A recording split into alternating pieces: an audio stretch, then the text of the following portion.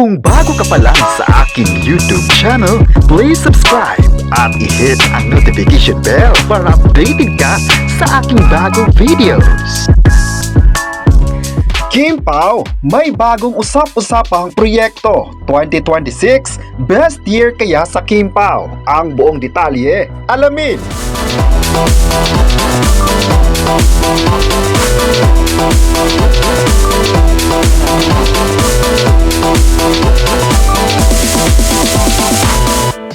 Ngayong hapon ng January 5, 2026, pasabog kung pasabog pa rin ang hatak ng balita. Year 2026 is bigger para sa mga updates na talagang pinag-usapan sa mundo ng showbiz. Litas ngayon na pinag-usapan ng gusto ang mga bagong aabangan ng Kim Pao fans kina Kim Chiu at Paolo Avellino. Umugong ngayon ang paghahanda di umano ng Kapamilya Network para sa mga susunod na proyekto na posibleng gagawin ng sikat na kapamilya. Ayon pa sa chika, posibleng gagawin ng Kim Pao ang isang sikat na Korean series na noon pa pinagkaguluhan ng mga fans online, ang Crash Landing on You. Masabing isa talaga ang Crash Landing on You sa mga proyekto na nagustuhan ng mga fans na gawin ni Kim Chiu at Paolo Avellino, lalo pat isa rin sila sa mga bankable artist ng henerasyon.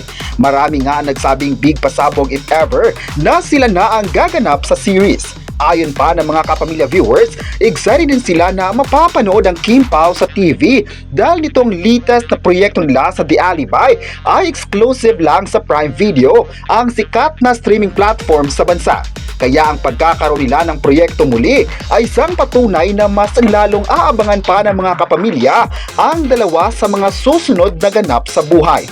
Ayon pa ng mga kapamilya, inaabangan nila ang Kim Pao dahil kahit noon pa suki na nila ang mga proyektong tumatak talaga sa puso ng mga manonood at humulma sa mga inspiring stories na ibinigay nila sa lahat. Talagang best talaga ang taon na ito sa Kim Pao kung matutuloy na ang usap-usapang Korean series at adaptation. Marami naman ang namangha ng lumutang ang balitang Crash Landing on You ang posibleng gagawin ng Kim Pao sa taong 2026. Exciting nga raw kung isalarawan ng mga fans ang susunod na proyekto na talagang kukuha sa atensyon ng mga viewers. May nagsabi naman na hindi talaga hihito na susundan ng mga kwento ng Kim Pao at kung paano pa sila magbibigay ng saya at inspirasyon sa mga manonood. Marami naman ang nagsabing deserve talaga nila na mabibigyan ng mga susunod na proyekto sa TV dahil in demand at bet na mga tao. Dahil hindi Pinoy ay alam na alam ang dalawang kapamilya na ito, kaya isang pasabog mga usap-usapang adaptation. Sa online naman ngayong hapon ay trending ang hashtag Kim Pao Next Project sa Kapamilya at hashtag Kim Pao sa 2026. Pinag-usapan talaga nila ang mga ito na nakatulong din para mas umusbong pa ang pangalan ng Kim Pao sa social media. Ayon pa sa ilang expert, kung tuloy-tuloy na susuportahan ng mga tao ang Kim Pao, ay posibleng isa ang Kim Pao sa mga artist na kikinang ang kanilang pangalan hindi lang sa Pinas, kundi pati na sa ibang bansa.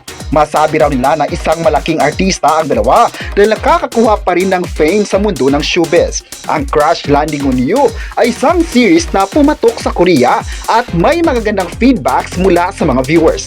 Ilan nga sa mga komento ng mga fans, Kim Pao ang isa sa mga artista na bagay sa adaptation na ito. Hindi lang ito ang unang pagkakataon na mabibigyan ng Korean series adaptation sina Kim Chiu at Paolo Avellino dahil sa unang collab nila ay nabibigyan sila ng project na may titulong What's Wrong with Secretary Kim, na kahit ang mga Korean producers ay napabilib sa galing ng Filipino artist na ito. Marami sa mga fans ang nagsabing sana kung matutuloy ang Crash Landing on You ay sa Kapamilya channel na ito ipapalabas at hindi lang sa mga streaming platforms. Maganda naman raw na may papalabas sa plataforma, ngunit marami din sa mga Kapamilya viewers ang gustong mapapanood ang Kim Pao sa TV. Kaya sana sa ABS-CBN pa rin mapapanood ang sikat na love team na ito. Abang-abang lang tayo mga kapresko sa mga susunod na gagawin ng Kim Pao sa bansa at manifesting na ang lahat sa Crash Landing on You. Sa kabilang banda naman ay pinag-usapan sa bansang Korea mga Filipino actors dahil sa mga Filipino contents na napapanood din sa bansa nila. Napapanood din sa bansang Korea ang ilang kapamilya series at movies na talagang sinusubaybayan ng mga Pinoy at maging ang mga Korean fans. Di may tatanggi na magaling din ang Pinoy artist, lalong-lalo na sa mga proyekto na kanilang ginawa. At dito na nga napag-usapan ng mga fans ang pangalan ng Kim Pao. Hot topic talaga sa ibang bansa ang Korean series na Crash Landing on You into Philippine adaptation. Tanong nilang fans sa ibang bansa, sino ang gaganap sa nasabing series? Sa comment section naman ay napuno ng komento ng mga fans at ipinagtanggol pa ang Kim Pao sa mga haters na ayon lang gumanap ang kapamilya sa nasabing series. Ayon pa ng mga haters, hindi naman raw bagay ang Kim Pao for Crash Landing on You series. Mas nice raw na ang kukunin yung mahilig sa aksyon na posibleng magamit din ang galing nito sa mga karakter.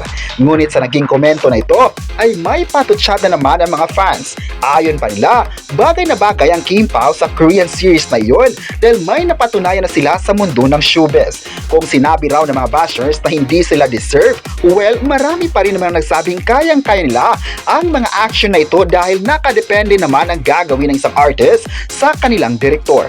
Versatile actors naman ang Kim Pao at kahit anong ipapagawa sa kanila ay marami pa silang magagawa na gawin nila na mapangahas na proyekto. Ayon pa ng mga fans, isa ang Kim Pao sa mga magagaling na Filipino love teams kaya wag ismulin raw sina Kim at Paolo. Marami naman na nagkomento sa comment section na naghintay na sila sa mga susunod na pasabog sa TV at maging sa mga international collaboration na ito. May nagsabi naman na hindi talaga titiklop ang mga fans na susuportahan ng mga artistang ito dahil alam nilang magagaling ang mga ito. Wala na raw dapat pang patunayan ng mga actors na ito dahil mula simula at hanggang ngayon ay paborito pa rin ng mga tao ang Kim Pao. Marami na silang mga proyekto na nagawa at lahat ng mga proyektong iyon ay tumatak talaga sa puso ng mga viewers. Marami naman ang umaasang makakakuha pa sila ng maraming awards dahil maliban sa pagiging magaling ay marami silang napatunayan na sa showbiz. Ang kanilang Showbiz Awards ay nagpapatunay na marami pa rin mga tao ang nagmamahal sa kanila. Kaya ang Crash Landing on You ay bagay na bagay sa kanila at sana marami pang ibibigay na proyekto ang ABS-CBN sa kanila. Umabot na rin sa ibang bansa ang successful The Alibi series nila na hanggang ngayon ay pinag-usapan pa rin ang ending portion ng kanilang series. Kahit marami man ang naintriga sa pagtatapos ng The Alibi, ay marami pa rin ang believe sa kakayahan ng dalawang kapamilya na ito. Ayon pa nila, maganda sa feeling raw na makita nila ang kanilang idolo. Kapag may mga taong pilit na i-question ang kakayahan ng dalawa, ay hindi talaga napapahuli ang mga fans na ipaglaban ito sa mga tao. Kaya ang Kim Pao ay isa sa mga malalaking fandom sa bansa at patuloy na gumawa ng pangalan sa industry. Marami naman ang nagsabi na kahit anong issue pa nila sa Kim Pao ay hindi nila matitinag ang kasikatan ng Kim Pao sa showbiz. Kayo, ano ang masabi nyo na pinag-usapan na naman ng Kim Pao sa social media? I-comment na kung bet nyo ba ang Crash Landing on You sa Kim Pao at huwag kalimutang i-subscribe ang ating YouTube channel.